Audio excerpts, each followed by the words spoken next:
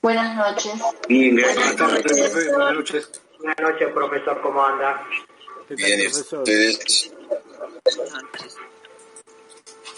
Bueno, somos, de acuerdo a lo que marca esto, 97 en total. ¿Qué es lo que vieron la clase pasada? Elementos del acto, doctor. ¿Terminaron esa unidad? No, falta. ¿Qué le falta? ¿Qué le Y falta? le falta la nulidad que le sigue, existente, inexistente. Bueno, existente o inexistente, no, la nulidad. Bueno, a ver, vamos a hacer un breve repaso. Yo tengo acá la ley. ¿Ustedes tienen la Ley Nacional de Procedimientos Administrativos a mano? Si no la tienen, búsquenla porque ya es hora de que se asistan con ella. Gustavo, no sé si me escuchás. Yo recién recuperé el sonido. ¿Cómo te va, Jaime? Bien, bien. Con los muchachos la clase pasada vimos todo acto administrativo hasta faltaría la parte de nulidades. Bárbaro, buenísimo. Vimos todos los elementos y vimos también los caracteres y las propiedades. Bueno, bárbaro, buenísimo. Si alguno tiene alguna duda, alguna reflexión, algún comentario que hacer sobre lo que vieron con el doctor Pache. No, con el doctor ninguna duda, fue muy claro y preciso con su cátedra. ¿Y la clase de la doctora Mariana López que vieron el martes?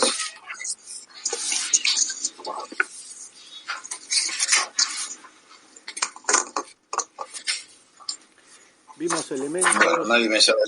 Profesor, vimos elementos. No, elementos lo vieron con el doctor Jaime. Pase. Sí, con la doctora también. Y competencia también lo también. vieron. Bueno. Sí, y competencia Bueno, de nuevo, doctora. Razón de grado, lugar, materia, territorio. Bueno, nos quedarían ver dos cuestiones que supongo que no habrán llegado a verlas, que tienen que ver con las vías de hecho, a propósito de lo que alguien dejó traslucir ahí como categoría de inexistencia de acto administrativo. Alguien dijo existencia, inexistencia, y yo le dije no, y yo dije inexistencia no. Bueno, ahora les voy a explicar por qué. En realidad tenemos que partir de la base que la administración pública, como función estatal, debe expresarse necesariamente, debe expresarse constitucionalmente, mejor dicho, no necesariamente, a través de actos expresos. Vale decir, lo que uno espera de la administración pública en una república no es ni más ni menos que cumpla con el deber de responder a los requerimientos que los particulares formulen en ejercicio de su actividad, cualquiera fuera ella.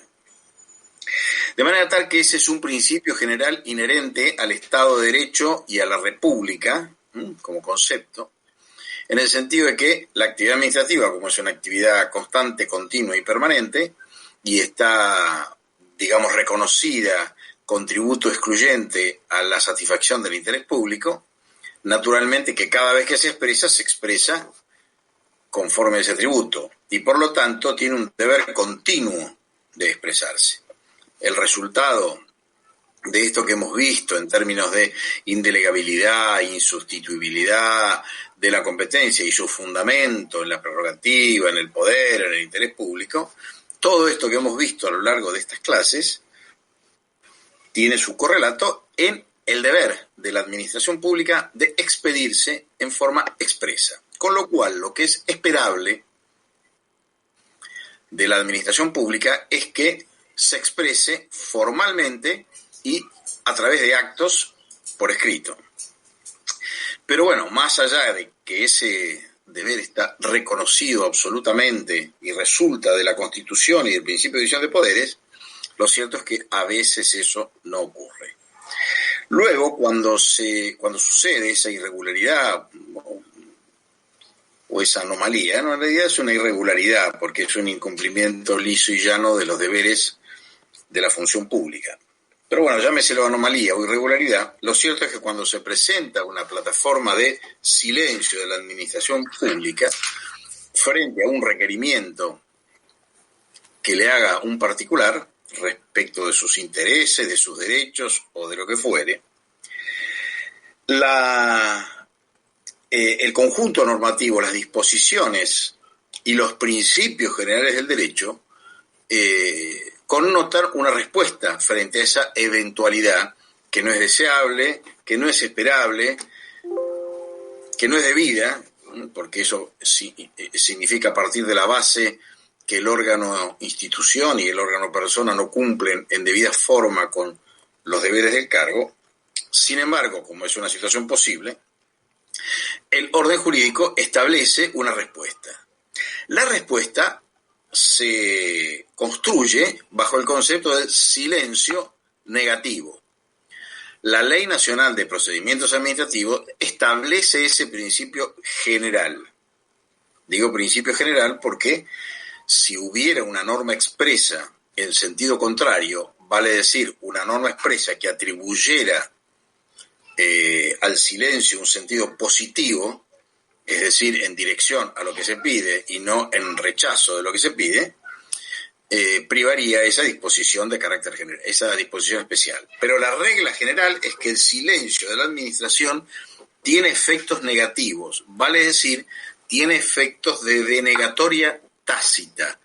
Es como si la administración pública hubiera dictado un acto administrativo contrario a la petición del interesado. Si ustedes tienen ahí la Ley de Procedimientos Administrativos y van al artículo 10, verán que dice: el silencio o la ambigüedad de la administración frente a pretensiones que requieran de ella un pronunciamiento concreto, esta es la regla general, se interpretará como negativa.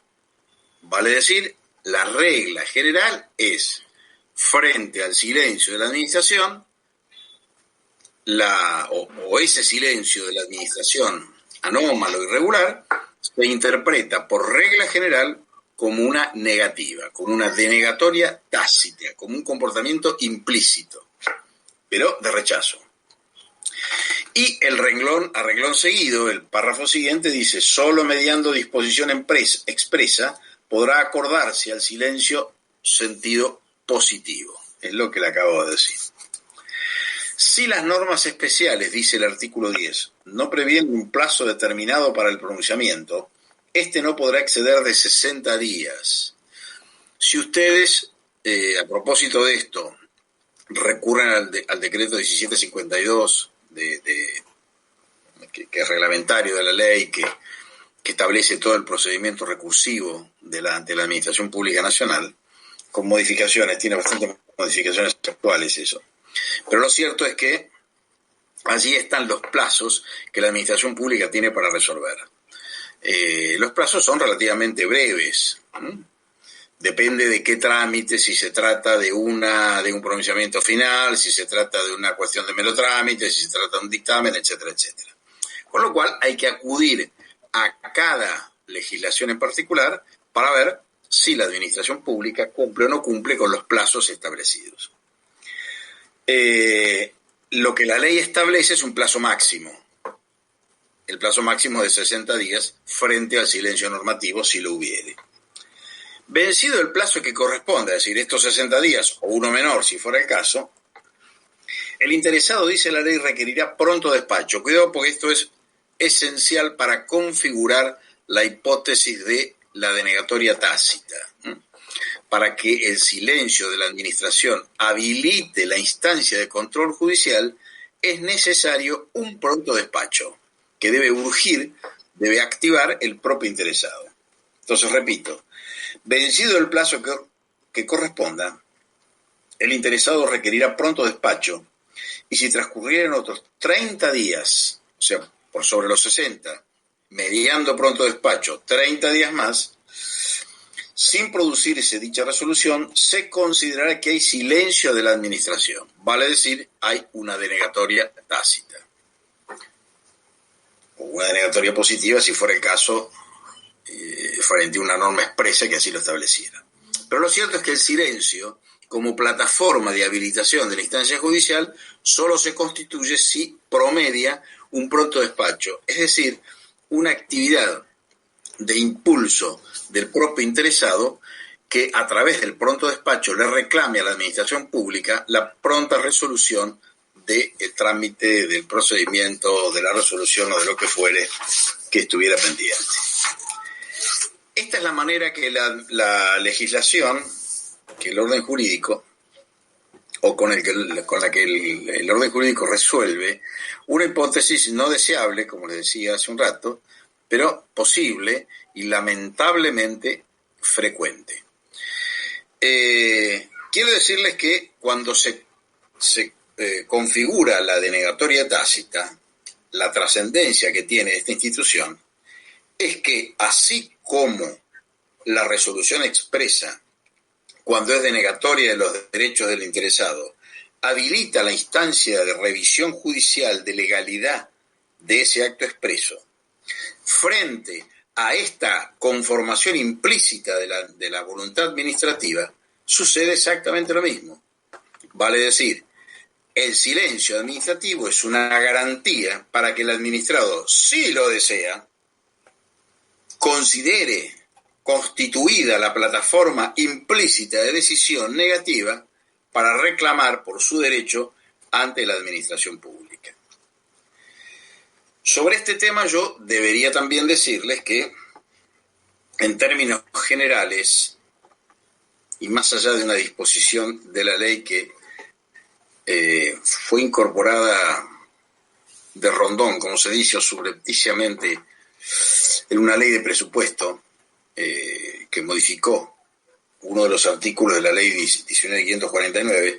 ¿Alguno tiene la ley ahí a mano? Jaime, ¿vos por casualidad la tenés ahí a mano? Sí, doctor, tenemos. Sí, profesor. Sí, la tengo acá. Bueno, hay uno de los artículos, creo que es el artículo, a ver si no es el artículo 30, pues yo acá no la tengo, la 29 o 30 creo que es. Reclamo administrativo previo a la demanda judicial. Exactamente, ¿qué artículo es? Arranca en el 30. 30. Claro, el 30, sí, el 30, sí. Ahora después les voy a hablar Doctor, del 29. el 29 habla del pronto despacho. Sí, ahora les voy a hablar de ese, pero quería decirles esto, porque este artículo 30, en su versión original, decía otra cosa.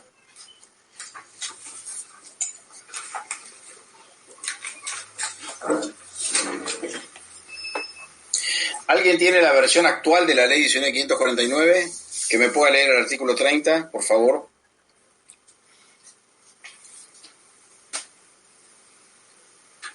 Ya la estoy buscando por internet, Gustavo. La leo yo, profesor. Si lo tienen impreso. Doctor, no. A ver. El Estado... Te la leo. Te la leo. No, está perfecto. Jaime, perfecto. Sí. No, sigan. 19.549. Deben un segundito. La que tengo yo fue reformada en el 2000, la norma. Eso es. Yo la que tengo no la reformada, por eso quiero que ustedes lean ese artículo para ver la diferencia. O mejor dicho, lo que suscita este nuevo artículo. Fíjense que en la versión que tienen ustedes, chicos, impresa, con la modificación del año 2000, tienen la ley que modificó ese artículo. La 25.344, doctor. Exactamente, es una ley de presupuesto esa. Curiosamente. Bueno, si alguno puede leer el texto actual, se lo voy a agradecer. ¿El artículo 30, Gustavo? Sí, con la redacción actual. Sí, dice, fuera de los supuestos previstos en los artículos 23 y 24, el Estado Nacional no podrá ser demandado judicialmente sin previo reclamo administrativo, dirigido al Ministerio o Comando en Jefe que corresponda. El artículo 31 dice el pronunciamiento acerca del reclamo deberá efectuarse dentro de los 90 días de formulado. Vencido ese plazo, el interesado requerirá pronto despacho y si transcurrieran otros 45 días podrá iniciar la demanda en cualquier momento, sin perjuicio de lo que fuere pertinente en materia de prescripción. Bueno. Yo tengo la infoley y me parece que algunos cambia un poco. No sé si creo que es la última. Léalo. Ahí se la leo. Dice, el Estado Nacional o sus entidades autárquicas no podrán ser demandados judicialmente sin previo reclamo administrativo dirigido al Ministerio o Secretaría de la Presidencia o autoridad superior de la entidad autárquica, salvo cuando se traten de los supuestos del artículo 23 y 24. El reclamo versará sobre los mismos hechos y derechos que invocarán la eventual demanda judicial y será resuelto por autoridades citadas. Bien. 31.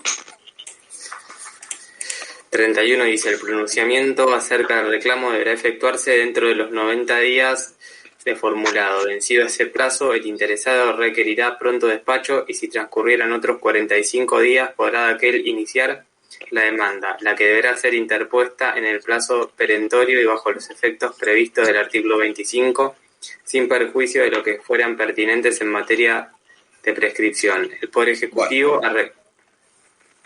Sí, el resto es con la reforma, Gustavo. Ese es con la reforma. Bueno, yo a propósito de esta reforma, a propósito de esta reforma, quería decirles lo siguiente. La regla general en materia de silencio administrativo, vale decir, cuando hay una denegatoria tácita, es que el plazo de 90 días para demandar, vale decir, para reclamar judicialmente sobre la validez de esa decisión implícita, por supuesto, no se computa en la medida en que el silencio administrativo faculta al interesado a demandar judicialmente, configurando la denegatoria tácita a través del pronto despacho. Vale decir, queda a la voluntad del administrado configurar o no la denegatoria tácita con su pronto despacho para habilitar la instancia judicial. En el caso de las decisiones expresas, no en el caso del silencio, sino en el caso de las decisiones expresas, una vez que se notifica la decisión, el plazo es inexorable. Si dentro de los 90 días no se demanda judicialmente sobre la invalidez de ese acto administrativo expreso, la acción contencioso administrativa, que es el camino adjetivo con el que cuenta el interesado para cuestionar la validez de la decisión administrativa que lo agravia, ese plazo se cumple inexorablemente y, por lo tanto, la acción contenciosa caduca. No existe un plazo de prescripción. La prescripción es otra cosa. La prescripción se vincula a la extinción de las acciones para reclamar al deudor o a quien fuere por el cumplimiento de determinada obligación o, en fin, determinada relación jurídica. Es una materia sustantiva del Código de Fondo. Acá no estamos hablando de la prescripción. Acá puede, además, haber una cuestión de prescripción que las partes podrán invocar en sede judicial cuando se desarrolla el juicio. Pero la caducidad de la acción contenciosa no tiene que ver con la prescripción. Tiene que ver con el plazo que establece el orden jurídico para habilitar la instancia revisora. Si esos 90 días suceden sin que el interesado demande a la administración pública por la invalidez de ese acto administrativo, el acto administrativo queda definitivamente consumado y definitivamente firme, porque la acción contenciosa caduca. La caducidad implica eso. La imposibilidad, un obstáculo, digamos, insalvable para hacer valer un derecho de aquel que ha dejado transcurrir el plazo de caducidad. Profe. Ese plazo de caducidad, que en general son 90 días, lo establece el artículo 24 de la ley 19.549, en realidad no corre cuando se configura la denegatoria tácita. Porque la denegatoria tácita es una especie de garantía que el orden jurídico establece a favor del administrado cuando la administración pública es renuente a dictar el acto administrativo que es su deber dictar. La salida que el orden jurídico diseña para esta situación anómala o irregular es la de la denegatoria tácita. Bueno, tenemos en cuenta si el administrado lo desea, vale decir, si es su voluntad, y si eso viene acompañado además de una denegatoria, de un pronto despacho también sin respuesta, bueno, pues el sistema jurídico considera que ese acto causa estado, habilita la instancia judicial, tal y como si se tratara de una denegatoria expresa notificada. Pero en el caso del silencio, esto es una facultad que tiene el administrado, que puede optar por seguir esperando la denegatoria tácita o urgir el acto expreso a través del amparo por mora al que alguien hizo referencia, y ahora les voy a explicar de qué se trata. De modo tal que el plazo de caducidad en los supuestos de denegatoria tácita no rige, no tendría vigencia. El administrado podría esperar todo lo que quiera, porque el cómputo del plazo de caducidad de 90 días se condiciona a la existencia de un acto administrativo expreso. El silencio quedaría fuera de eso. Por lo tanto, nunca empezaría el cómputo de 90 días. Y el administrador tendría tiempo de esperar a que se dicte, de configurar la denegatoria tácita o bien de hacer un amparo por mora. Bueno, este artículo 30, estos artículos 30 y 31 que ustedes han leído, de algún modo contradicen esa situación. Si ustedes observan la lectura de los artículos, son de alguna manera dudosa relación en cuanto a sostener esta explicación que yo acabo de darles. Ahora, como esta explicación que yo acabo de darles es la resultante de un principio general, la única manera de interpretar estas, digamos, aparentes de los artículos 30 y 31, en realidad es en armonía con esta regla general que establece que frente a la denegatoria tácita no hay plazo de caducidad para la acción contenciosa, es decir, para la revisión de un acto judicial que cause estado. Se llama cuando el acto es acto causa estado. Causa estado significa que es justiciable.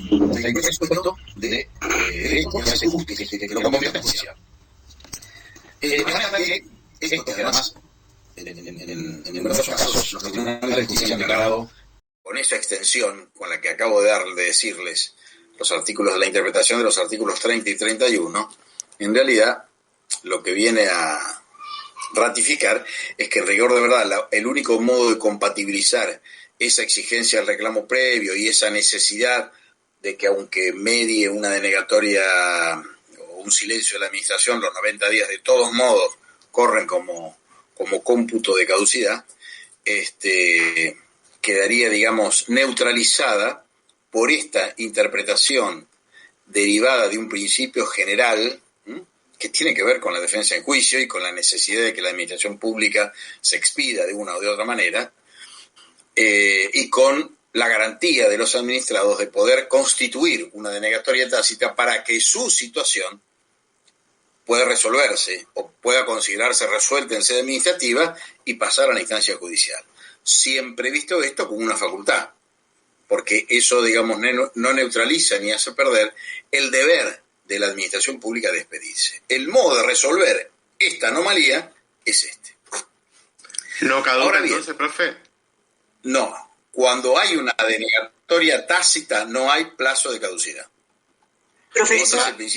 Otra solución podría ser que si a los 90 días se configura el silencio, tengan 90 días más para iniciar la demanda judicial. Bueno, eso es lo que dice, eso es lo que estaría diciendo el artículo que yo cuestiono, el 30 y el 31. Pero claro, en realidad, porque perdería el derecho. Denegatoria tácita, a ver, no. La denegatoria, en la denegatoria expresa sucede eso. En la denegatoria tácita no podría suceder, y por eso la interpretación de estos artículos en armonía con este principio general, Y es porque el silencio administrativo, tal y como está regulado como denegatoria tácita, es una garantía para el administrado. Mire, señor, si usted no logra un pronunciamiento de la administración, el sistema jurídico lo asiste para que usted pueda considerar si le parece que hay una denegatoria tácita. Esa facultad que funciona como garantía no puede estar sometido a un plazo de caducidad, porque sería incongruente. Si es una facultad de la que puedo usar o no, bueno, pues no hay plazo de caducidad. Luego, en la denegatoria tácita, la regla general es que no hay plazo de caducidad, no rige el plazo de caducidad, solo rige en la denegatoria expresa. Ahora bien, la administración pública, que frecuentemente incurre en este tipo de situaciones, en fin, indeseadas, el sistema jurídico establece en este artículo 29 una variable de impulso del procedimiento administrativo a través de lo que se llama amparo por mora. Quiero aclararles que la incorporación del amparo por mora en esta Ley Nacional de Procedimientos Administrativos es un ingrediente más para ratificar aquel criterio que yo en algún momento les esbocé cuando les hablaba de las leyes de procedimientos administrativos, diciéndole que tenían mucho de sustantivo y algo de adjetivo. El amparo por mora es en realidad una institución adjetiva, no es sustantiva, no es comparable en términos de construcción jurídica con el acto administrativo o con las nulidades de las que vamos a hablar ahora inmediatamente. Digo esto porque si ustedes revisan las legislaciones provinciales, la más cercana es la de la provincia de Buenos Aires, que tiene una ley que es el Código Procesal Administrativo, la ley 12.008, modificada por la ley 13.101. Esa ley establece en su artículo 76 lo mismo que este artículo 29 en la ley 19.549, mientras que aquella es una norma completamente adjetiva, porque se trata de una norma que regula el proceso contencioso administrativo, vale decir, el proceso judicial. Es la norma que establece el mecanismo pretensional a través de la acción contencioso administrativa para llevar a juicio las decisiones administrativas que son contrarias a los derechos de los administrados. Cuando alguien deduce una demanda contencioso administrativa bajo las diversas variantes, digamos que el sistema procesal administrativo de la provincia de Buenos Aires es bastante más amplio que el de otras jurisdicciones y no solamente prevé la variable o una pretensión anulatoria, vale decir revisora de la legalidad de los actos administrativos, sino que también hay otros conjuntos de pretensiones que no tienen que ver directamente con actos administrativos. Pero digamos que en esta construcción la pretensión anulatoria o de reconocimiento de derechos que prevé el Código Contencioso Administrativo de la provincia de Buenos Aires es claramente una acción revisora. La acción es una sola, es acción contenciosa, pero las pretensiones pueden ser varias. En el caso de la habilitación de la función revisora de legalidad de los actos administrativos de la administración provincial, hay dos pretensiones posibles, la de reconocimiento de derechos y la anulatoria. Dentro de ese conjunto de pretensiones hay una que se llama amparo por mora, que está incluida como un mecanismo procesal. Acá está prácticamente incluido como una garantía. Tendría que ser casi equivalente al amparo del artículo 43 de la Constitución Nacional. Funcionan exactamente igual. ¿Cómo funcionan? Funcionan como prontos despachos judiciales. El amparo por mora es en esencia eso, un pronto despacho judicial, no es otra cosa.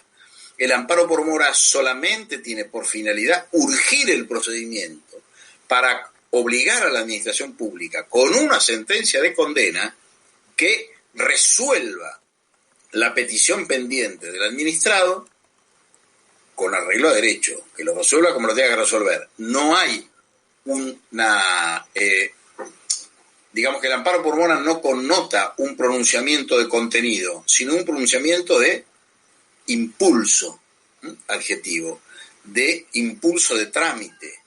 Lo que se logra con el amparo por mora es evitar precisamente la denegatoria tácita, es evitar construir una voluntad administrativa implícita a través del silencio negativo de la administración. Para evitar eso está el amparo por mora, que además tiene su raíz en el mismo principio general republicano y constitucional, que es el del deber de la administración pública de pronunciarse. El deber de la administración pública, porque eso es lo que le exige el bloque de legalidad, de decidir de manera expresa todo cuanto se le someta a su decisión. Cuando ese deber es incumplido, el administrado puede elegir o la constitución de la denegatoria tácita a través del silencio negativo, o bien puede urgir el trámite administrativo para lograr un acto administrativo expreso, cualquiera sea su contenido y su alcance, pero un acto administrativo expreso. Ese segundo mecanismo, que por supuesto relega, digamos, no digo a un segundo plano, pero le quita carácter excluyente al silencio negativo, ese procedimiento se llama amparo por mora. Si ustedes quieren, lo leemos. ¿Alguien tiene ahí la ley a mano? Profesor, ¿le puedo hacer una consulta? Sí, cómo no. ¿Este amparo por mora se puede presentar una vez transcurridos esos 60 días del silencio o dependiendo de cada acto? El amparo por mora se puede... Bueno, por eso quería que leyeran. No, el amparo por mora no tiene tampoco plazo de caducidad. Justamente por eso es amparo por mora. Si ustedes tienen ahí el artículo 29... A ver, lo voy a buscar yo. Espérenme un segundito. El 28. 28 y 29. Sí, 28, doctor. El artículo 28 dice: el que fuere parte en un expediente administrativo podrá solicitar judicialmente ese libre orden de pronto despacho. Este primer párrafo define la naturaleza jurídica del pronto despacho, del amparo por mora. Se trata de un pronto despacho, pero judicial. Por eso que las sentencias de condena en los prontos despachos, en los amparos por mora, son tienen un contenido temporal. Lo que se le otorga a la administración pública es la obligación de expedirse en un plazo que le acuerda el juez. 15 días, 20 días, 30 días, 50 días, lo que el juez le imponga. De acuerdo, naturalmente, al acto de que se trate, si es de mero trámite, si es definitivo, y a lo que las normas expresas establezcan. En términos generales, el plazo de 30 días es el plazo más razonable porque comprende a todas las variantes decisorias y de impulso de la administración pública. En el caso de la ley nacional serían 60 días, que es el plazo máximo que establece la ley nacional. Dicha orden, dice el artículo 28, será procedente cuando la autoridad administrativa hubiese dejado de vencer los plazos fijados y en caso de no existir estos, si hubiera transcurrido un plazo que excediera de lo razonable sin emitir el dictamen o la resolución de mero trámite o de fondo que requiera el interesado. Presentado el petitorio, el juez expedirá sobre su procedencia, teniendo en cuenta las circunstancias del caso, y si lo estimare pertinente, requerirá a la autoridad administrativa interviniente que en el plazo que le fije informe sobre las causas de la demora. La decisión del juez será inapelable. Esto debería decirles que en la provincia de Buenos Aires, si bien el artículo es idéntico y la inapelabilidad también está escrita, la doctrina pretoriana de la Cámara Contencioso Administrativo de La Plata ha reconocido desde siempre, desde el año 2004 en el que está funcionando, la doble instancia. Digamos, ha sorteado esta restricción legislativa de la inapelabilidad aplicando los pactos internacionales que son también aplicables a la función administrativa en el sentido de la garantía de la doble instancia. Se ha dicho que esta inapelabilidad lesiona la garantía de la doble instancia, razón por la cual para para ser aplicables en los hechos las normas internacionales tutelares de esa doble garantía, nacida al amparo de procesos penales, por supuesto, pero de procesos en realidad en donde el poder es protagonista. En la función administrativa es obvio que el poder es protagonista. De modo tal que la Cámara ha extendido ese principio nacido para el derecho penal al derecho administrativo y ha reconocido la doble instancia, vale decir, la apelabilidad de las resoluciones relativas a prontos despachos judiciales dictados por jueces de primera instancia. Eso ocurre en la provincia, en la nación no ocurre lo propio. Bueno, el artículo sigue, pero digamos que la redacción siguiente son... Disculpe, ¿y en Ciudad de Buenos Aires, en la ley de ciudad? También, igual que en la ciudad, que en la provincia de Buenos Aires. Profesor, es igual que gracias. Sí. ¿Me escucha, sí, profesor? Pero cuando sí, elige la decisión del juez, ahí en el amparo por mora, ¿la decisión de qué? ¿De exigirle a la administración de que se la decisión del juez del pronto despacho judicial. ¿Qué implica un pronto despacho judicial? Que se expida. Implica otorgarle un plazo para que se expida. Nada más que para eso. Solo, ¿Y eso se puede apelar? ¿Y eso se podría apelar? Eso se puede apelar porque normalmente quien apela es la administración pública. O podría ocurrir al revés, que el pronto despacho fuera denegado y frente a esa sentencia denegatoria el amparista podría apelar también.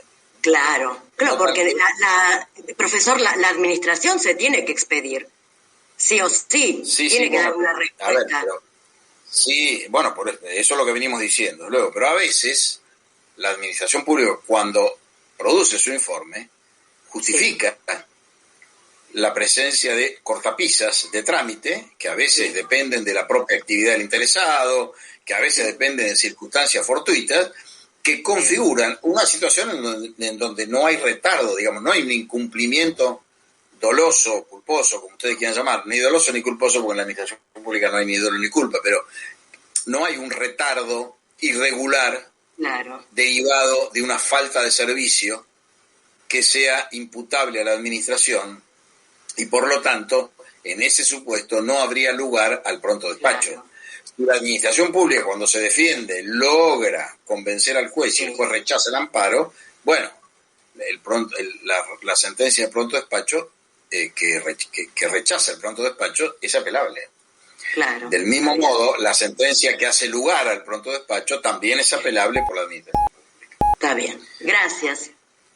Ahora, el contenido está acotado solamente al plazo para resolver, nada más, no al contenido de lo que se resuelva, El amparo por mora no sirve para resolver cuestiones de fondo, sirve solamente para dirigir el trámite, nada más. Está bien.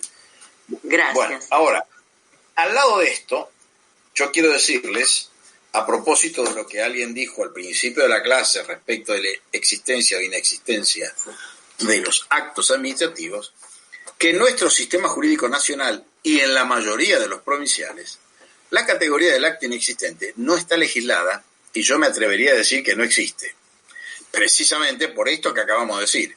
Si hay un deber de la administración pública de despedirse y aun cuando no se expida hay una manera de configurar de manera ficta su expresión de voluntad, bueno, lo cierto es que el principio general es la necesidad de un acto expreso o de un acto implícito, o expreso o implícito, pero un acto al fin. De modo tal que la conducta de la administración pública, aun cuando esté viciada con los vicios más graves que a ustedes se les puedan ocurrir, requiere siempre de un pronunciamiento anulatorio para retirarla del mundo jurídico. Mientras eso no ocurra, mientras esa situación no se dé, el acto administrativo, por más viciado que esté, es válido.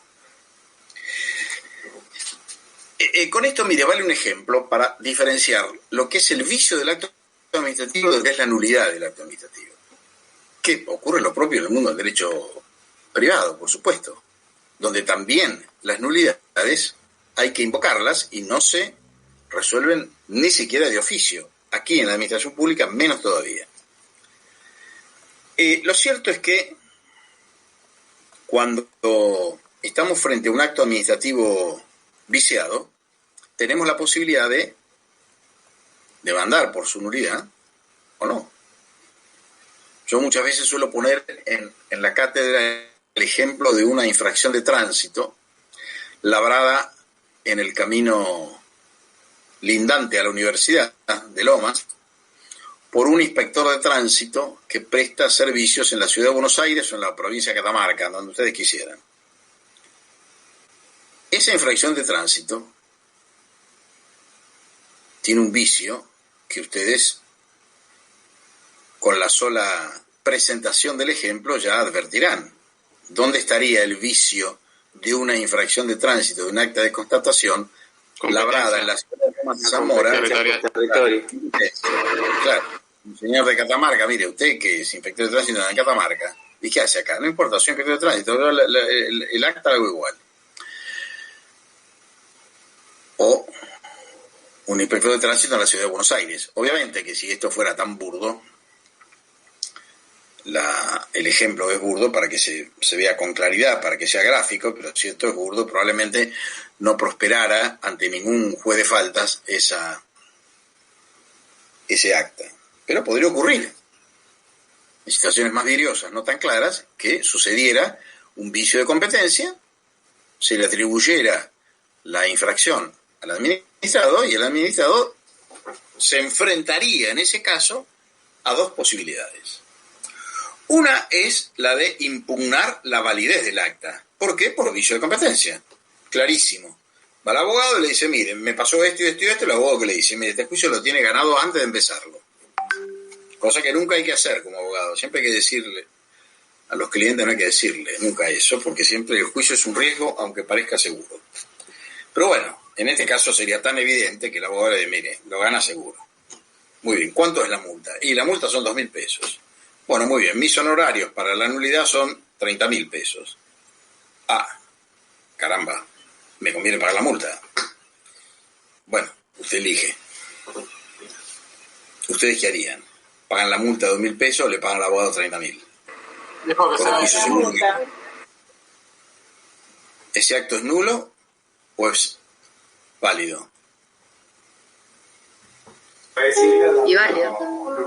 Si se cumple, si ustedes lo cumplen, ¿el acto es nulo o es válido? ¿O es válido? Es absolutamente válido. Si nadie lo declaró nulo, nadie pidió la nulidad y nadie dijo nada, el acto es válido. Ahora, ¿está viciado? Sí, claro que está viciado. El problema es que ese vicio, para producir un efecto jurídico sobre el acto, tiene que ser pronunciado, tiene que ser declarado como causal de nulidad del acto administrativo y extinguido el acto administrativo por ese vicio. Mientras no exista esa declaración expresa, el acto administrativo está vivo, plenamente vivo. Esa es la diferencia entre el vicio y la nulidad. De allí es que uno no puede hablar de actos inexistentes. ¿Cómo se podría compatibilizar la inexistencia del acto si esto supone que no hace falta ni siquiera una declaración de un pronunciamiento expreso que lo declare? Siempre va a hacer falta el pronunciamiento expreso, con lo cual, cuando uno habla de inexistencia o nulidad absoluta, lo que está hablando es de la entidad del vicio al momento de declarar la nulidad. No está excluyendo la necesidad de la declaración de nulidad. Por eso hablar de inexistencia es contradictorio en este planteo. Ahora bien, dicho esto, antes de entrar al tema de las nulidades, yo quiero decirles a ustedes que la impronta de la legislación en materia de elementos del acto administrativo no solamente connota su trascendencia en términos de validez del acto administrativo y de su consecuencia, que es la nulidad, sino también de, por decirlo de una manera, de la obligación que pesa sobre el Estado de que sus comportamientos, sus conductas sean adecuadas al bloque de legalidad, que principia por una regla elemental. No es posible una conducta administrativa tolerable, legítima, que no se sostenga en un acto administrativo previo.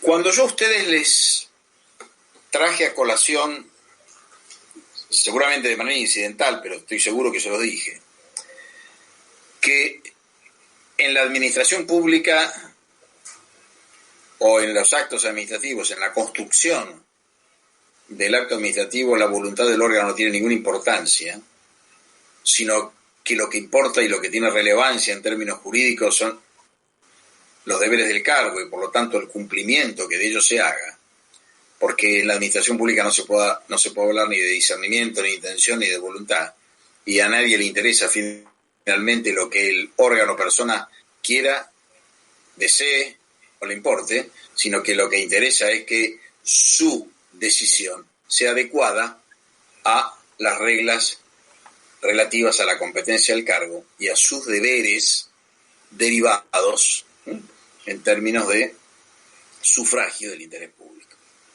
Vale decir que la administración pública está absolutamente imposibilitada, porque la ley expresamente lo dice, de traducir sus decisiones, o mejor dicho, no de traducir sus decisiones, sino de actuar a través de comportamientos materiales sin respaldo en un acto administrativo previo. Eso es tan importante que en el sistema jurídico nacional y en todos los sistemas jurídicos provinciales, una situación que se genere en violación a esa regla es de una enorme gravedad. La administración pública ni siquiera coloca esas situaciones de comportamiento material en el rango de nulidad. Lo pone en un lugar mucho más grave. Le dice lisa y llanamente a la administración pública que se debe abstener de realizar comportamientos materiales que no estén suficientemente motivados, sostenidos o informados en actos administrativos previos, o eventualmente en la ley si fuera autoaplicativa. Pero insisto, no coloca estas variantes siempre posibles, que de hecho existen, dentro de los componentes de invalidez del acto administrativo. No los trata ahí. Los trata en un capítulo aparte, nada más ni nada menos, que imponiéndole la abstención a la administración pública de esos comportamientos. Con lo cual, el comportamiento material de la administración en nuestro sistema jurídico, sin respaldo en un acto administrativo a ejecutar, es el acto más grave que pueda realizar la administración pública. No hay acto más grave con una connotación de antijuridicidad tan relevante como esto a lo que se llama habitualmente como vías de hecho. El artículo 9 de la ley, que es el que sigue al artículo 8, sí, obviamente, si es el 9 sigue al 8, pero quiero decir, sigue a la forma como requisito del acto administrativo, dice: la administración se abstendrá, no dice le está prohibido, no, se abstendrá, usted no puede, le dice, no debe, de comportamientos materiales que importen vías de hecho administrativas lesivas de un derecho o garantías constitucionales. Cuando esto ocurre, porque evidentemente la vía de hecho tiene que ver con eso, el hecho de que la administración vaya y pode un árbol del dominio público, qué sé yo, o de un lugar histórico suyo, no genera ninguna lesión a ningún derecho en principio. Si la condición es que haya una lesión al derecho, desde luego, de eso siempre estamos hablando. Ese es el punto de partida. Pero quiero decir, esta variante que establece el inciso A del artículo 9, prácticamente es la plataforma común, es el común denominador de las acciones constitucionales de amparo. El proceso constitucional del amparo, que es el proceso para restituir garantías individuales violadas por la actividad de poder fuera de la libertad de locomoción, que esa tiene otra garantía, que es la garantía del habeas corpus, fuera de esa libertad todas las demás se restablecen a través del amparo, artículo 42 y 43 de la Constitución Nacional, el presupuesto es esto. Pero cuando hay un acto administrativo, bueno, usted tiene vías ordinarias, vías regulares de composición para discutir en la justicia si el contenido de ese acto es o no es válido. Pero cuando usted se enfrenta a comportamientos materiales, se enfrenta directamente con el poder desnudo, con el poder descarnado, y no tiene nada para asirse que no sea una acción expedita, urgente, que le permita restituir el ejercicio de un derecho garantizado por la Constitución, que son todos los derechos, una garantía constitucional, de manera rápida y eficiente. Bueno, la plataforma común, no digo que sea la única, no es excluyente, pero la plataforma común de la acción de amparo la encuentran acá en el inciso A del artículo 9 de la Ley 19.549. Se lo repito. La Administración se abstendrá de comportamientos materiales que importen vías de hecho administrativas, lesivas de un derecho o garantías constitucionales. Y el inciso B, que es bastante parecido, aunque cambia la ausencia de acto, dice: se abstendrá de poner en ejecución un acto estando pendiente algún recurso administrativo de los que en virtud de norma expresa impliquen la suspensión de los efectos ejecutorios de aquel o que habiéndose resuelto no hubiera sido notificado. Son dos supuestos. Uno es un acto administrativo ya notificado y el otro es un administrativo recurrido a través de un recurso que produzca efecto suspensivo en la ejecución de la resolución, que en realidad prácticamente en la administración, en el derecho administrativo no hay situaciones de esas, son muy poco frecuentes. La hay, pero se las cuenta con los dedos de la mano. Bien, ¿por qué dice esto la ley? Bueno, ustedes ya saben, si han visto los elementos del acto administrativo, y si no lo saben se lo digo ahora, que uno de los atributos del acto administrativo es su ejecutoriedad. ¿Qué quiere decir que el acto administrativo es ejecutorio?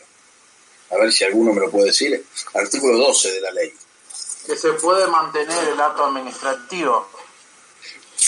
No necesita de nada. La administración lo puede ejecutar por sus propios medios. Que tiene presunción de legitimidad, profesor. Que lo puede poner en práctica por sus propios medios. Que no necesita de nada. Eso es la ejecutoriedad. Eso es la ejecutoriedad. Mire, el acto administrativo, no sé si lo vieron esto. ¿Ustedes lo vieron ya? Ya lo dimos. Con el doctor Pase. Bueno, entonces yo no voy a volver a hablar de los dos atributos y de los dos caracteres que tienen que ver con la ejecutoriedad y la presunción de legitimidad. Que en realidad lo uno deriva del otro. Si los actos administrativos se los presume legítimos, bueno, es correcto que sean ejecutorios. Ahora, ¿por qué son ejecutorios? ¿Cómo? Lo vimos la clase pasada. Sí, ya me quedó claro. Y presunción. Sí. ¿Vieron ejecutoria impropia también? Bueno, lo repasamos.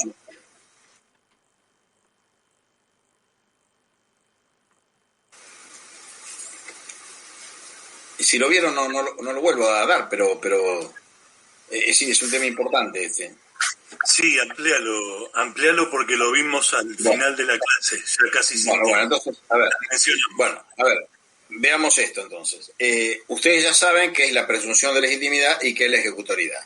La presunción de legitimidad es derivada del principio constitucional que supone que todo acto de la administración pública, todo acto que provenga de un órgano del Estado, es un acto secundum legem, vale decir, según la ley.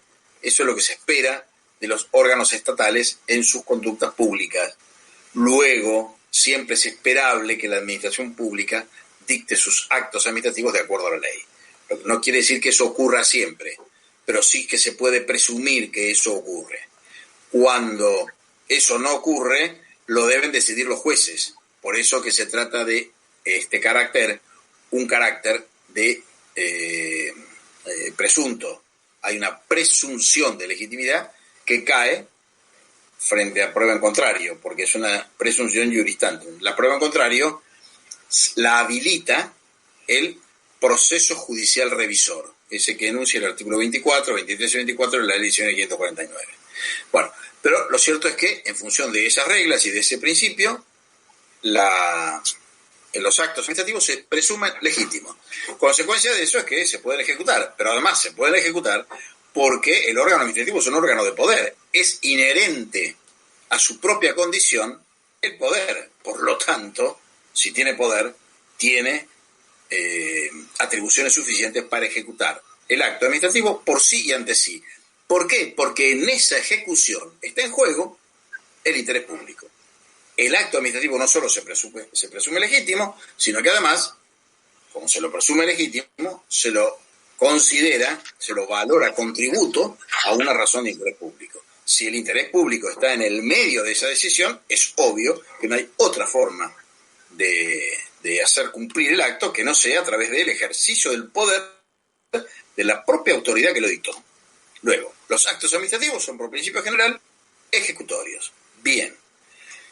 Ahora les voy a decir brevemente qué pasa con la ejecutoría impropia. Pero frente a este principio, lo que la ley dice, en el artículo 9, es que si promedia un recurso administrativo al que la ley le otorgue efectos suspensivos, la administración pública debe respetar ese efecto suspensivo y abstenerse de ejecutar el acto.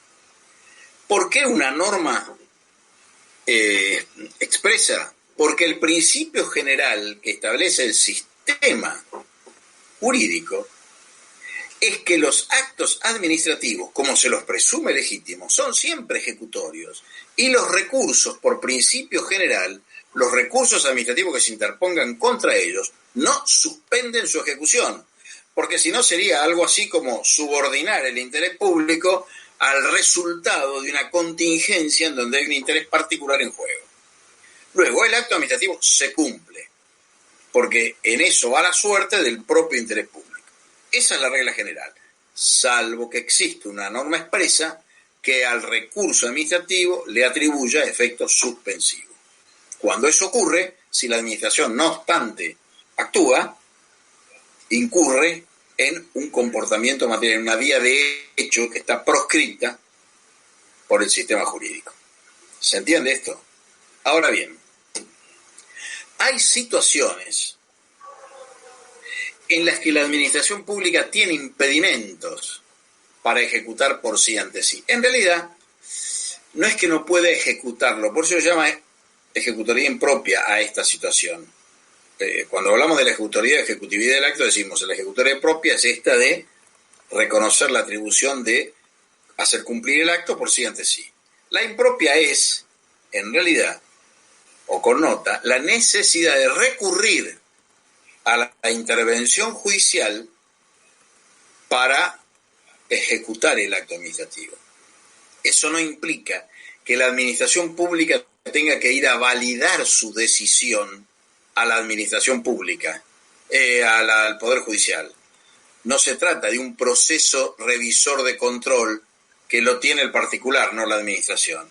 La administración pública, cuando recurre a la justicia para hacer cumplir sus decisiones, solo lo hace para sortear obstáculos constitucionales que impiden esa ejecutoría propia, no para validar su decisión. Su decisión se sigue presumiendo legítima y en base a eso se reclama la intervención judicial para que, digamos, tercie y le permita a la administración pública sortear los obstáculos de ejecución y la administración pública puede ejecutar el acto.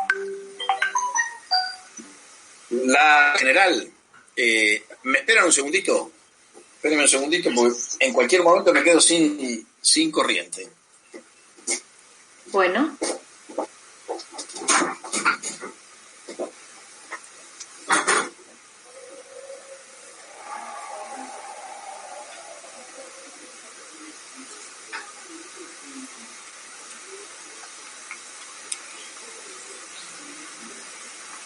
Esto de la ejecutoriedad propia e impropia Lo vimos a vuelo de pájaro casi en los últimos minutos, no sé si ustedes recuerdan. Sí, doctor, le quería... Sí, es verdad, compañero. Evidentemente la ¿Está el profesor? Hola, ¿se escucha? Habían dicho que lo íbamos a ver la próxima clase a eso, porque lo nombró y muy por arriba lo habíamos visto. Sí, porque nos queda positivo. El impropio ni lo vimos. ¿Cómo? El impropio, por ejemplo, yo lo tenía anotado, pero no tenía ningún apunte sobre eso. Yo lo tengo anotado. ¿Un ejemplo, profesor, de ejecutoriedad impropia? Sí, el doctor lo dijo. Chicos, acá estoy. Bueno, ahora sí, no, pues siempre me olvido de enchufar esta máquina que es portátil y no tiene una vida limitada la batería, sobre todo cuando hay videoconferencias y esto se consume mucho la batería. Perdón, bueno, profesor, un ejemplo de ejecutoriedad impropia. Ahora les digo, me levanté justo en ese momento. En el caso de la... El principio general, a ver, si ustedes... Lo escucho, a ver. Perdón, en el ejemplo de ejecutoriedad impropia, yo me imagino que corresponde a actos positivos que exige la administración, ¿verdad? O sea, hacer algo que el administrado de pronto no cumple. ¿Es así? Sí y no. La administración pública siempre tiene la facultad de hacerlo en la medida en que no tenga un valladar constitucional. Entonces, lo que hay que hacer es buscar el valladar constitucional que hace la configuración de la ejecutoriedad impropia, que no es una excepción a la ejecutoriedad, es una modalidad de ejecución, que no es lo mismo. Miren, si la administración pública tiene que abrir una calle, va y la abre. Si tiene que instalar un semáforo, va y lo instala. Si tiene que, en fin, decidir sobre una multa o una infracción, labra el acta y le da el curso que corresponda. Ahora bien, ¿qué ocurriría si la administración pública impone una multa, una sanción pecuniaria, la quiere cobrar y el administrado no la paga? ¿Qué es lo que hace? Que eso sería el caso que usted dijo recién. Necesita una autorización judicial. ¿Pero qué hace? Sin embargo. ¿El embargo quién lo hace? La justicia tiene que requerir. Eso, ¿el embargo quién lo hace? La justicia. El juez. Ahora, el juez que inicia el juicio de apremio, ¿es el juez que discute sobre la validez del acta? No. El juez lo único que verifica es si la multa está debidamente impuesta y si el título ejecutivo es hábil. Nada más. Por eso el juicio de apremio es un juicio de ejecución. Así se llama. Donde no se discute la causa de la obligación. Lo único que está presente ahí es el título. Ahora, ¿por qué la administración pública tiene que recurrir al juez cuando se trataría de un acto administrativo con ejecutoriedad? Porque hay una regla constitucional, no se la olviden nunca más esta, que está en el artículo 17 de la Constitución Nacional, que nadie la recuerda y la pasa por alto, porque claro, es tan nítido el instituto de la expropiación como una restricción al derecho de propiedad, que lo que viene después, digamos, uno está tentado a dejarlo pasar. El artículo 17 de la Constitución, que garantiza el derecho de propiedad, dice que nadie puede ser privado de su propiedad, salvo expropiación por causa de utilidad pública, etcétera, etcétera, previa indemnización, o, ¿qué más dice el artículo 17? O por sentencia fundada en ley. Léase, nadie puede ser privado de su propiedad, sino por sentencia fundada en ley. ¿Quién dicta sentencias fundadas en ley? ¿Los órganos administrativos o los jueces? El juez. Los jueces. Los jueces. Luego, la inferencia de esta regla general, cuál es. Toda vez que sea necesario recurrir a actos de ejecución forzada, para decir coactiva, contra el patrimonio de un particular, es necesaria la sentencia fundada en ley. Y la sentencia fundada en ley no solo puede derivar de un proceso contradictorio, sino puede derivar de un procedimiento de ejecución que la propia administración inicie para no violar la cortapisa constitucional que deriva del artículo 17 y que solo atribuye actos de ejecución forzada a los jueces, no al órgano administrador, no a la función administrativa. Cuando eso sucede, el acto administrativo no deja de ser ejecutorio, pero como es necesario que mediatice un tercero, que es el juez, esa ejecutoriedad se convierte en impropia. No se discute, insisto, sobre la validez de la decisión administrativa. Lo único que se pone en juego es la variable de ejecución. Como hay que realizar actos de ejecución forzada, hay que ir al juez. Si esto no fuera necesario, no hace falta ir al juez. Con lo cual, el principio de ejecutoriedad no se modifica el modo. Supongamos que la administración a remover defensas se le corta un poco el audio, profesor. Se cortó. Tal vez sacando la cámara, sacando la cámara le vaya mejor.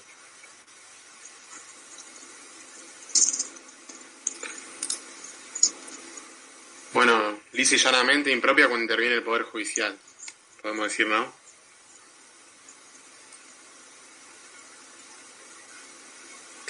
Muchachos, es impropia cuando se requiere la necesidad de una expresión judicial. Por eso, como les dije la clase pasada, no se discute causa, es como si fuera un título ejecutivo. El juez directamente ejecuta a través del juicio de apremio la decisión que ha tomado ya la administración. ¿Se entiende? ¿Me doy a entender, chicos? Sí, doctor, perfecto. Clarísimo, profesor. Entonces, miren, cuando es impropio, necesitamos de un órgano auxiliar, que en este caso es la justicia. ¿Por qué? Porque si no violaríamos el derecho de propiedad reconocido constitucionalmente. Propia es cuando lo ejecuta directamente la administración. Impropia cuando necesita el auxilio de la justicia. Perfecto. En simple. Clarísimo. Esperemos que el doctor se pueda volver a conectar, porque la clase está re interesante. Doctor, mientras le puedo hacer una pregunta. Sí, mija, ¿cómo? Porque, no me queda claro porque, la presunción de legitimidad de un acto administrativo. Si se presume legítimo todo acto administrativo y si no hay una ley que medie para que ese acto pueda ser impugnado, o sea, ese acto puede ser recurrido e impugnado. Sí. ¿Por qué no suspende los efectos? Eso no entiendo. ¿Por qué? O sea, yo entiendo la exorbitancia de la administración pública. Pero es muy sencillo, simplemente porque se subordina el interés particular por debajo al interés público, claro. Entonces, es tan importante lo que se persigue con el acto, ¿no?, que representa a la sociedad en su conjunto, que quien aduce un defecto en el acto administrativo tiene la obligación de probarlo. Entonces, ¿por qué va a ser suspensivo? ¿Qué sentido tiene? Porque el que impugna puede no llegar a lograr su objetivo. ¿Me explico? Entonces siempre va a tener efecto. Ahora, si se demuestra la ilicitud del acto, entonces ahí sí cae el acto administrativo. Pero, doctor, mientras tanto, por ejemplo, si se emana un acto de la administración pública que lesiona a un administrado, mientras tanto se están lesionando derechos del administrado también. Bueno, pero el administrado tiene toda la acción para probarlo. Profesor, pero cautelarmente no se puede pedir la suspensión. Sí, medidas cautelares hay, por supuesto, sí. Una medida cautelar sería una forma de frenar la disposición del acto. el artículo 12, ¿no? De la ley 19.549. Ocurre muchas veces cuando la administración cae en algún acto de arbitrariedad, entonces es muy normal que el administrado, agotada la vía administrativa, requiera el auxilio judicial. Eso es muy común. Y después, si el juez ordena la medida cautelar, ahí sí se suspenden sus efectos, si no, no. Claro, por eso mencionaba la cuestión de inferioridad, ¿no?, del administrado, porque durante todo ese lapso de tiempo de agotar la vía administrativa... Pero son intereses muy diferentes. Vos tenés el interés público que está comprometido, que está por encima del interés particular. Claro, ahora sí lo entiendo. Sí. Ahora, que no tengas acciones, no, eso no. Fíjate qué importante que se invierte la carga de la prueba. Vos tenés que salir a probar que ese acto es ilícito. Profesor, sí, no sé si el doctor De Santis se conectó de vuelta. O está... Clarísimo, doctor, gracias. No, ¿te puedo hacer una consulta, profesor? Sí, claro. No entendí bien la diferencia esa que dijo el doctor entre nulidades y vicios. No, se me mezcló. Claro. No, mirá, tiene que ver con los efectos. Un vicio de un acto, un acto viciado, no necesariamente cae en la nulidad por el ejemplo que él dio. Si el administrado lo consiente, ese acto queda firme, por más que tenga un vicio. En cambio, la nulidad es cuando hay una disposición que determina, una resolución que determina que ese acto es nulo. Es decir, tiene que ser motivado y además de ser motivado tiene que ser una decisión expresa. En cambio, el vicio puede ser, como en el ejemplo que dio el doctor De Santis, el vicio puede ser consentido por el propio administrado. Por más que sea un caso de nulidad, bueno, no, caso de nulidad absoluta no puede... Pero la acción de lesividad, profesor, la administración puede, por la acción de lesividad, solicitar a la justicia la nulidad, ¿no? Sí, por supuesto. De hecho, un acto cuando está firme, la única forma de poder modificarlo es a través de la sentencia judicial o del auxilio de la justicia. Está bien. No sé si se reincorporó el doctor. ¿Ustedes lo ven? No. ¿O se desconectó? No, doctor, todavía no lo vemos. ¿Qué lío es? Una consulta, ¿la ejecutoriedad impropia siempre es contra la propiedad del administrado o hay otros ejemplos cuando se va contra la propiedad? Por lo general sí, porque está involucrado un bien, es decir, acá chocan intereses, ¿no? No sé si está... Bueno, me figura un Gustavo aquí, pero no sé si es él. No, lo que hay es un choque de interés. Vos tenés una garantía constitucional protegida.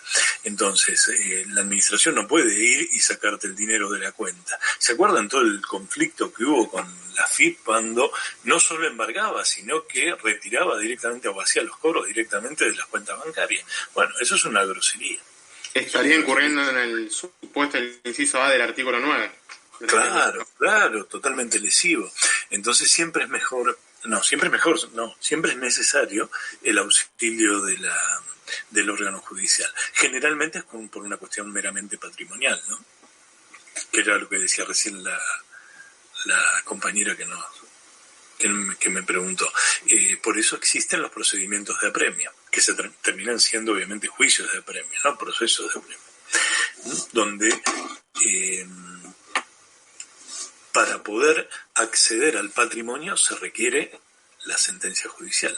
Sin sentencia usted no puede, salvo la expropiación, ¿no? Que es una figura muy especial y que se debe dar siempre en virtud de una ley que determine la utilidad pública.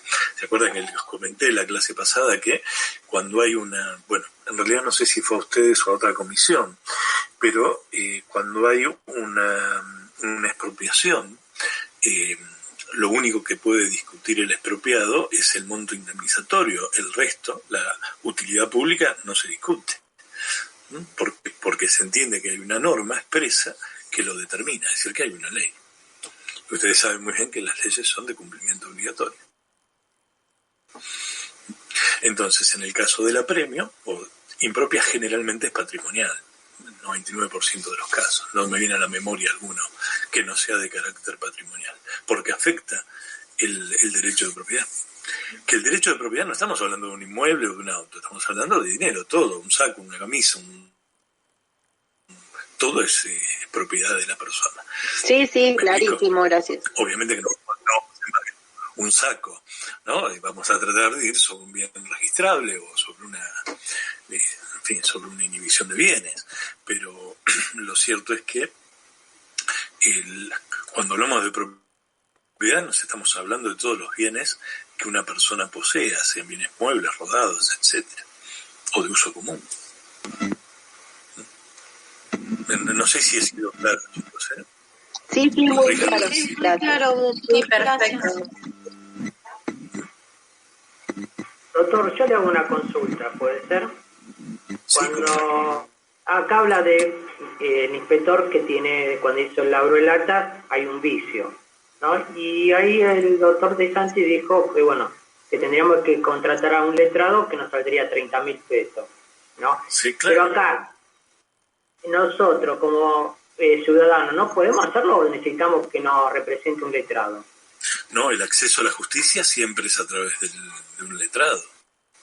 El ciudadano común no tiene acceso a la justicia si no es a través de un profesional idóneo. Lo que sí existe, si ustedes son carentes de recursos, bueno, los abogados puestos por los colegios para que nos representen en forma gratuita.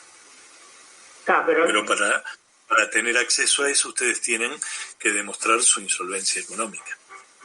Pero en este caso veo que uno va después de falta del municipio que le corresponde y Loma de Zamora nos están esperando a que caigamos todo, ¿no? Sería, en este caso, ¿cómo uno puede cotejar que el que hizo la multa sea inspector o era un empleado municipal sin ese rango? ¿Se puede averiguar en este caso? Sí. Al secreto de designación, quien le da la competencia para obrar. ¿Se acuerdan que cuando vimos la competencia, ayer cuando la mencionamos, o en la clase anterior cuando la mencionamos, dijimos que la competencia era la aptitud legal para obrar, es decir, que regía el principio de la incompetencia, es decir, todos los órganos administrativos son incompetentes, salvo aquellos que por ley, o salvo aquel que por ley adquiere competencia. Entonces, en la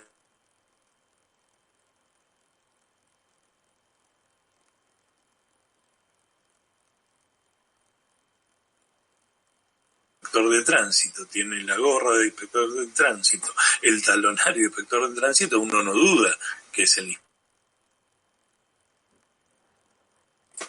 A ver, volvamos entonces a retomar. Lo que yo les decía, ¿me escuchan bien? Perfecto. Sí, profe. Sí, doctor. Sí, Lo que yo les decía era lo siguiente. Yo ahora no me veo, pero no importa, no hace falta que me vean.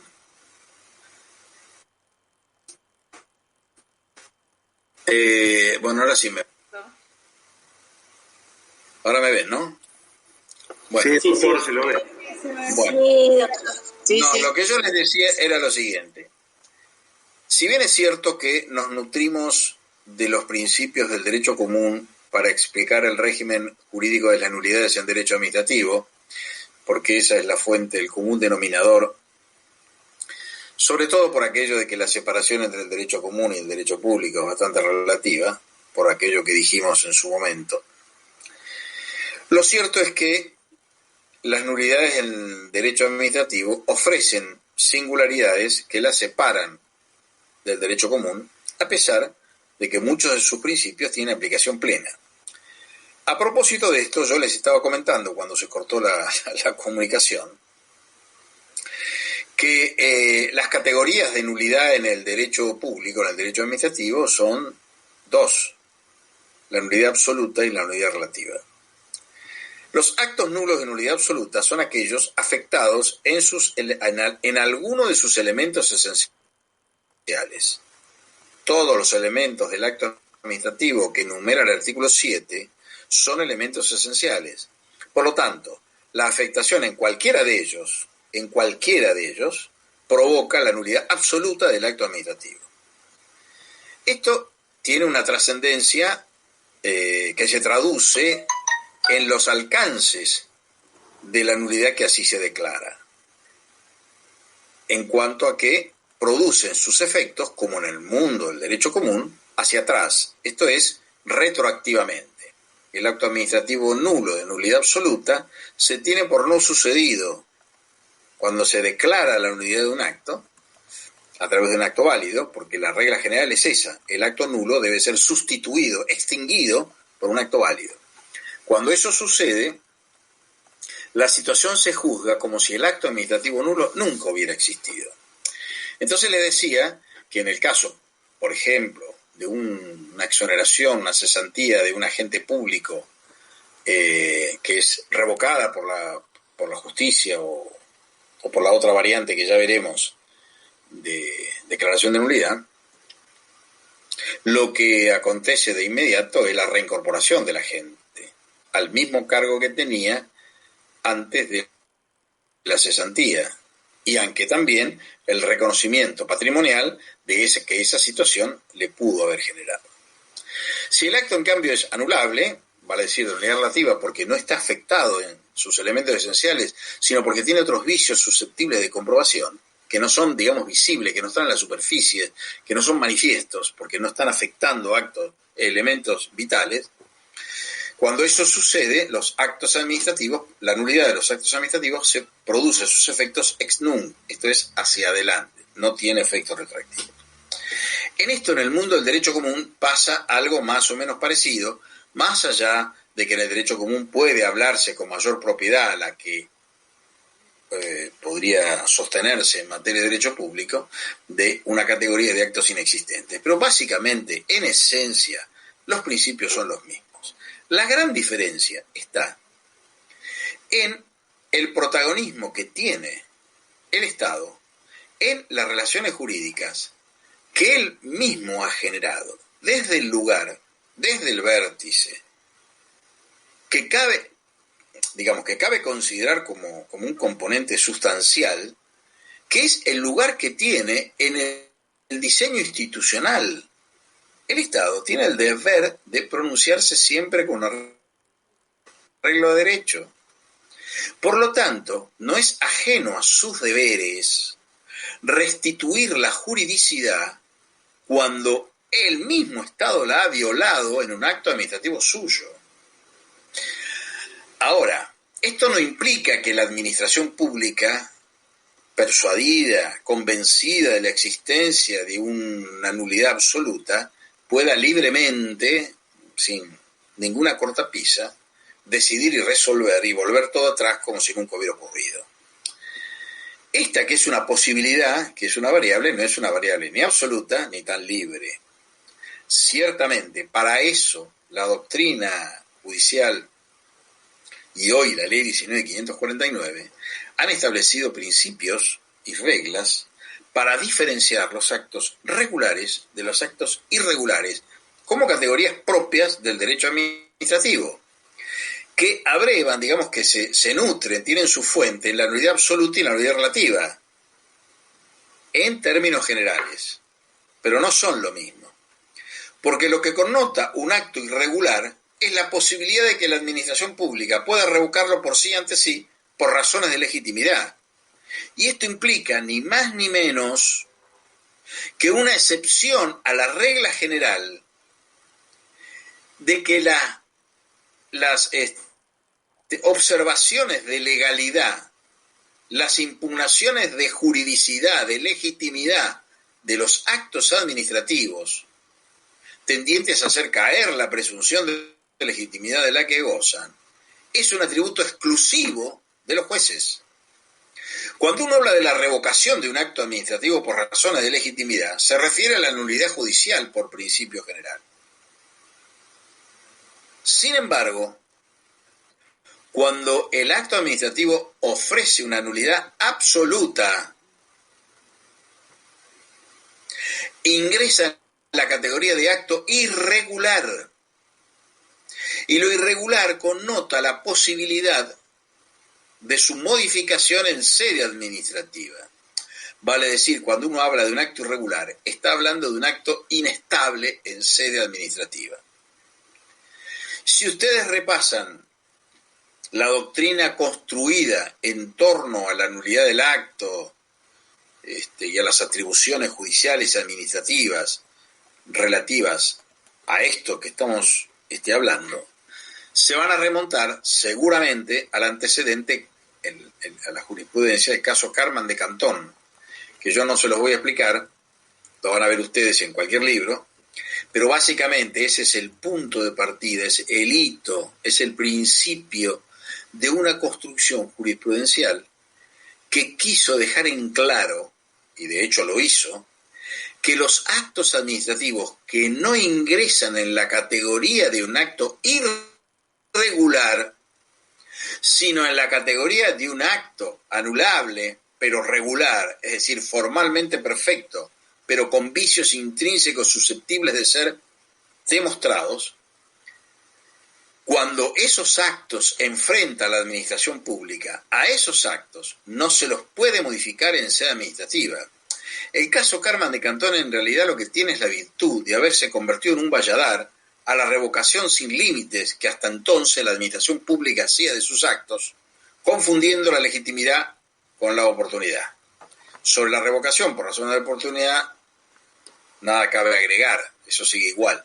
Pero la revocación por razones de legitimidad se encauzó con el valladar del caso Carman de Cantón a través de la teoría de la cosa juzgada administrativa. El caso Carman de Cantón lo que dejó establecido, en la medida en que se dieran ciertas premisas del acto nulo, como por ejemplo provenir del ejercicio de una facultad reglada, ser regular, referirse a derechos subjetivos. Cuando se dan esos presupuestos, el acto administrativo, sea lo que fuere, no puede ser sustituido en sede administrativa. Es necesario recurrir a la vía judicial para que la administración pública pueda obtener un pronunciamiento anulatorio de sus propios actos. Eso que hoy se llama acción de lesividad fue la consecuencia, a contrario imperium, del caso Carman de Cantón, que dijo: la cosa juzgada administrativa es la protección de la que gozan los actos regulares que no reconocen afectación en alguno de sus derechos, de sus elementos esenciales. A contrario sensu, si el acto administrativo reconoce vicios en alguno de sus elementos esenciales, el acto deja de ser regular, deja de tener el atributo de cosa juzgada, hoy llámese en lugar de cosa juzgada con un término más feliz, legislativo, que es estable. El acto que hace cosa juzgada administrativa es el acto estable que la administración pública no puede tocar, sino que tiene que ir a la justicia a hacerlo. A contrario imperium, el acto administrativo que no reviste esos caracteres, vale decir que reconoce una afectación clara, manifiesta en alguno de sus elementos esenciales, ese acto no tiene estabilidad en sede administrativa, no hace cosa juzgada en sede administrativa en el lenguaje del caso Carman de Cantón. Y por lo tanto es susceptible que la administración pública lo anule de oficio, lo revoque de oficio, con fundamento en su deber de restituir la juridicidad cada vez que la ve alterada por un comportamiento suyo. Tiene el deber de hacerlo, porque no hay interés público más importante que sea el leitmotiv de la actividad estatal que mantener incólume el orden jurídico. Si lo violó con un acto nulo, lo que tiene que hacer es revocar el acto nulo y sustituirlo por un acto válido. Ese es el fundamento de la revocación de oficio del acto administrativo, frente a un acto irregular, vale decir nulo de nulidad absoluta. A ver, yo esto he hecho una más que prieta síntesis, casi es mucho más que una apretada síntesis. De todas maneras vamos a volver a explicar algo más para que ustedes puedan tener algún elemento más, porque la teoría de las nulidades, digamos que ofrece sus dificultades, fuera de esto que yo les acabo de hablar, y esto mismo, a lo que acabo de referirme, lo encuentran en cualquier texto de derecho administrativo. Me están escuchando bien, ¿no? Perfecto, doctor. Ahora, lo que yo les aconsejo es que lean los artículos 14 A ver. ¿Alguien tiene la ley ahí a mano? Sí, doctor. Bueno. Artículo 14, nulidad. El artículo 14 dice: el acto administrativo es nulo, de nulidad absoluta e insanable, en los siguientes casos. ¿Recuerdan que cuando les hablé de la competencia les dije, en el mundo del derecho público no es dado hablar de la voluntad en los términos del derecho común? No hay discernimiento, no hay intención, no hay... Bueno, ahora, no obstante eso, les dije en los ejemplos que les di que la voluntad del órgano es un presupuesto de validez, no es un elemento, pero sí es un presupuesto de validez, que no es lo mismo. Una cosa es decir que es un presupuesto y otra cosa es decir que es un elemento. Bueno, acá, en este artículo 14, inciso A, se ve claramente, acá estoy recibiendo un mensaje que me dice Pache que no me escuchan, pero ahora me escuchan. Claramente se explica en la ley esto que yo les explicaba en las clases anteriores. El artículo 14 dice: el acto administrativo es nulo, de nulidad absoluta, insanable en los siguientes casos. A. Cuando la voluntad de la administración, acá ustedes entienden qué quiere decir voluntad, no es la voluntad civilista, es la expresión de los deberes del cargo del órgano persona que hace tangible las competencias del órgano institución. Cuando la voluntad de la administración resultara excluida por error esencial, dolo, en cuanto se tengan como existentes hechos o antecedentes inexistentes o falsos, violencia física o moral ejercida sobre la gente o por simulación absoluta. Esta es una causal de nulidad absoluta. B. Cuando fuere emitido mediando incompetencia en razón de la materia, del territorio, del tiempo o del grado, salvo en este último supuesto, que la delegación o sustitución estuvieran permitidas, falta de causa, por no existir o ser falsos los hechos o el derecho invocados, o por violación de la ley aplicable, de las formas esenciales o de la finalidad que inspiró su dictado. Ergo, alguno de los elementos del artículo 7 de la misma ley. El artículo 15, sin embargo, dice, y acá nos estamos refiriendo, el artículo 14 es el acto nulo, de nulidad absoluta y por lo tanto irregular. Ese es el acto administrativo que no tiene estabilidad en sede administrativa. Es el que la Corte, en el caso Carman de Cantón, diría que no hace cosa juzgada administrativa. En cambio, el que sí hace, el que es estable, es el supuesto del artículo 15, que dice: si se hubiera incurrido en una irregularidad, omisión o vicio que no llegare a impedir la existencia de alguno de sus elementos esenciales, el acto será anulable en sede judicial. Acá proscribe definitivamente toda posibilidad de actuación de la administración pública que frente a un acto regular se le ocurra anularlo. Acá la potestad de oficio no funciona, es inválida. No puede la administración pública actuar sobre un acto de estas características. Solamente tiene para sí lo que se llama la acción de lesividad, que no es otra cosa que la acción de nulidad a la que le obliga a recurrir la legislación en este artículo 15.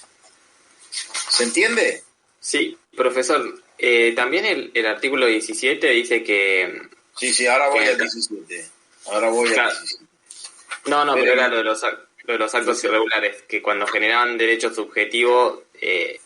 Ahora voy a eso. Ahora voy a eso y a cómo debe leerse eso. El artículo 17 dice, bajo el título revocación del acto nulo, el acto administrativo afectado de nulidad absoluta, que ya lo conocen, se considera irregular y debe, no dice puede, no dice podrá, no, debe. Ese deber proviene de esa necesidad de ajustar su actuación al interés público, por esto de que no hay interés público mayor que el de mantener la juridicidad cuando la propia administración la ha violado. Y debe, dice, ser revocado, sustituido por razones de ilegitimidad aún en sede administrativa. El artículo 18, en cambio, dice: el acto administrativo regular del que hubieran nacido derechos subjetivos a favor de los administrados no puede ser revocado, modificado, sustituido en sede administrativa una vez notificado. Después hay excepciones a estas reglas generales, pero las excepciones son las que resultan claramente de la ley y no requieren demasiada explicación. De todas maneras, si ustedes lo leen y la necesitan, se las doy, por supuesto. Pero digamos, como ya me queda muy poquito tiempo de clase, quiero explicarles las cuestiones que son esenciales. A ver, cuando el artículo 17 dice el acto administrativo afectado en nulidad absoluta se considera irregular y debe ser revocado, lo que está diciendo claramente es que hay un deber de la administración pública de revocar sus actos. Ahora, a renglón seguido, a lo que hacía referencia el alumno recién, dice, no obstante, si el acto estuviera firme y consentido es un poco tautológico, parece una repetición, es una especie de pleonasmo, ¿no? Y hubiere generado derechos subjetivos que se estén cumpliendo, eso dice la ley. Ahora yo me pregunto, de un acto administrativo nulo, de nulidad absoluta, que nace en violación a la ley, ¿puede predicarse de ese acto? ¿Tratarse de una fuente que genere derechos subjetivos? ¿Puede un acto nulo de nulidad absoluta generar derechos subjetivos? No, es dudoso esto. ¿Me escuchan? Sí, sí. ¿Hola? Sí, doctor. Sin embargo, dice, no obstante, si el acto estuviera firme y consentido y hubiera generado derechos subjetivos que se estén cumpliendo, solo se podrá impedir su subsistencia y la de los efectos aún pendientes mediante declaración judicial de nulidad. ¿Cuál se me ocurre a mí frente a estas dudas que plantea el texto del artículo? Porque en realidad derechos subjetivos de un acto nulo no se puede hablar de derechos subjetivos. No es posible que haya una fuente de derechos en un acto administrativo de nulidad absoluta. Claro. Claro, porque estaría violando algunos de los elementos esenciales. Claro. Entonces no podría. Y además de eso, si no hay derechos subjetivos, ¿cómo puede ser que se estén cumpliendo? Lo que está hablando la ley es, mire, acá hay una situación, puede haber una situación de hecho en donde las obligaciones recíprocas están en vías de ejecución y bueno, ahí la situación cambia. Ahora, a mí se me ocurre pensar que este artículo, más que la literalidad de lo que supone, que vista a la luz de los principios generales no parece muy congruente, debería interpretarse en los términos de la ejecutoriedad impropia de la que hablamos hace un rato. Porque si el artículo dijera la declaración de nulidad de oficio en sede administrativa solo podrá ejecutarse previa intervención judicial cuando resulte necesario realizar actos de ejecución forzada sobre derechos subjetivos del administrado, la historia es otra. Si yo declaro nulo un acto administrativo, como aquel ejemplo que les daba de la dirección de hidráulicas, que hubiera habido un acto administrativo autorizando y después un acto administrativo que desautoriza, para ejecutar esa declaración de nulidad, naturalmente tengo que ir a la justicia. Es probable que en la ejecución de un acto administrativo que declara de oficio la nulidad de otro, sea necesario acudir a actos de ejecución forzada que involucren el derecho de propiedad o eventualmente otros derechos de los particulares. Cuando eso sucede, claro, por aquella regla de ejecutoriedad impropia, es necesario ir a la declaración judicial de nulidad. Pero claro, en el acotado ámbito de la ejecución del acto, no del diseño del acto que declara nulidad. Entonces, a mí se me ocurre mucho más vincular a ese principio jurídico este segundo párrafo del artículo 14 que a la literalidad, que a lo que parece decir, porque lo que parece decir no es congruente con la propia categoría y con la propia definición del acto irregular, que es un acto nulo, insalable, de nulidad absoluta, de que no puede predicarse nada más que la necesidad de extinguirlo. Bueno, muchachos, los invito a procesar un poco todo esto. Ha sido una clase... Una pregunta, profesor, ¿me escucha? Sí, perfectamente. ¿La acción de lesividad es para actos regulares o irregulares? No, la acción de lesividad... Que fueron notificados. No. La acción de lesividad es para actos regulares. Notificados, está bien. Solo para actos regulares. Está solo bien. para actos regulares. Está bien, gracias. Porque ahí sí lo que se discute es la validez del acto, pero el que tiene que ir a discutirla es el Estado, no es el particular. El Estado es el que tiene que ir. Supongamos que hubiera... Porque parecería el artículo el 17 parecería que estaría hablando de la acción de lesividad. Cuando dice no.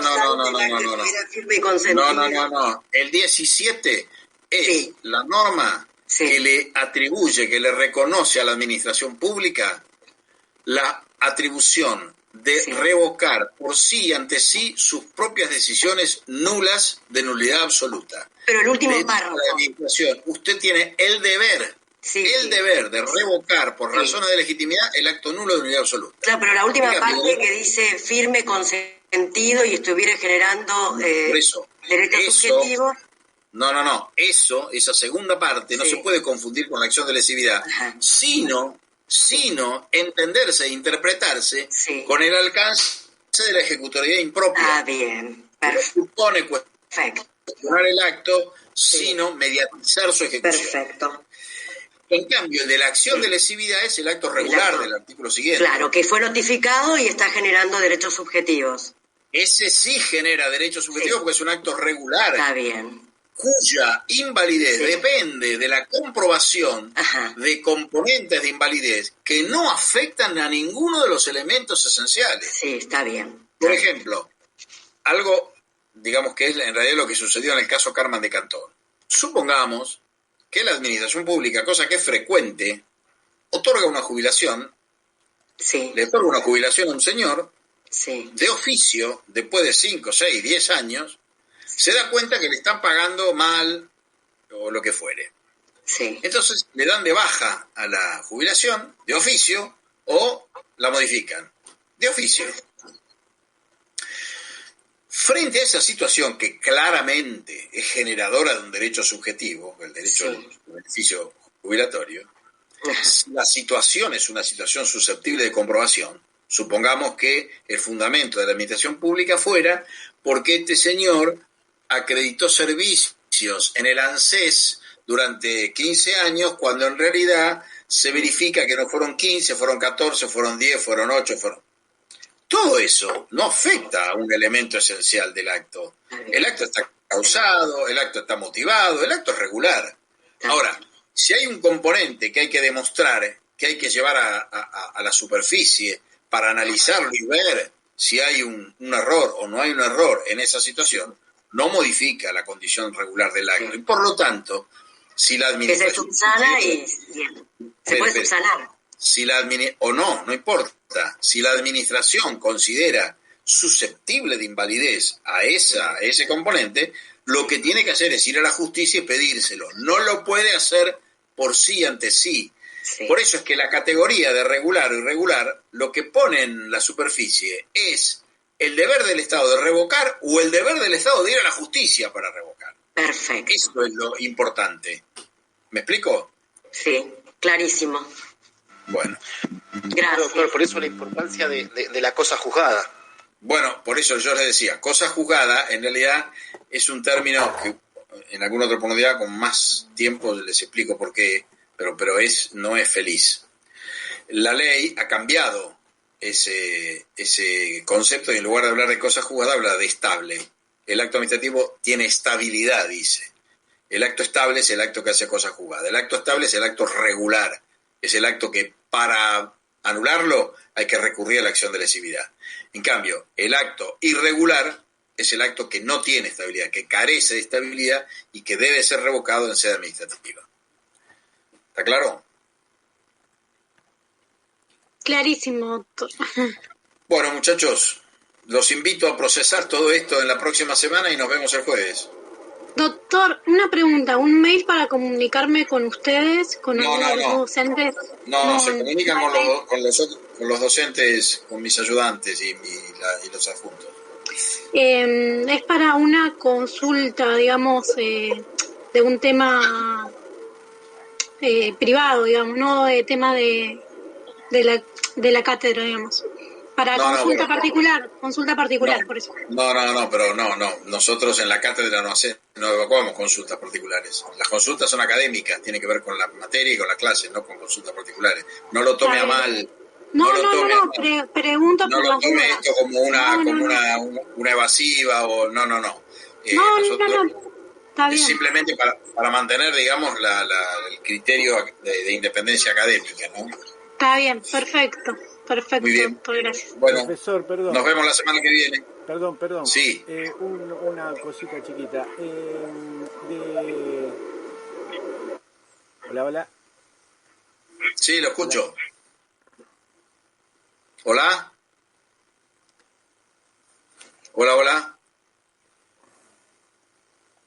Se ve que se cortó, Gustavo. ¿Se cortó? Se ve que sí. Bueno, qué lástima. Buenas noches. Hola. A ver ahí, ¿qué me decía? Hola, bueno, Jaime. Perdón, profesor. A ver. Sí. Respecto del silencio de la administración, por ejemplo, y los plazos con el que habíamos arrancado la clase, no me queda claro, o mejor dicho, quisiera aclarar el tema de los amparos en relación a esto. ¿Por vía de amparo puede evitarse o puede saltarse ese tiempo de 90 días y demás que... No. El único amparo vinculado con el silencio administrativo es el amparo por mora, el pronto despacho judicial. Lo demás corre o por la vía de la impugnación de un acto expreso o por la vía de la configuración de la denegatoria tácita, que usted puede esperar todo el tiempo que quiera hasta que la administración se expida, y si no, hace un pronto despacho administrativo y frente al silencio mantenido 30 días después, usted paga la acción judicial como si se tratara de una denegatoria. Esas son las variantes. La variante del amparo para urgir el procedimiento administrativo y la decisión expresa es el amparo por mora.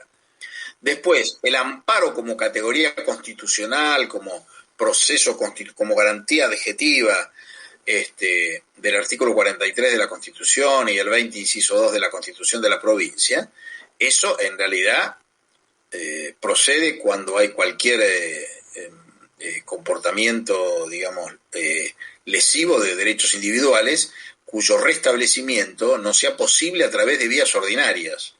Con lo cual yo dije, el comportamiento material de la administración es una plataforma, digamos, universal, en la que se asientan gran parte de los amparos, de los procesos de amparo que la legislación prevé, que la legislación constitucional prevé. Lo que no quiere decir que esté, digamos, excluida otra posibilidad, pero en principio, cuando hay un comportamiento material y no hay una vía ordinaria de composición que le permita resolver y restituir ese derecho conculcado, bueno, el amparo es la vía.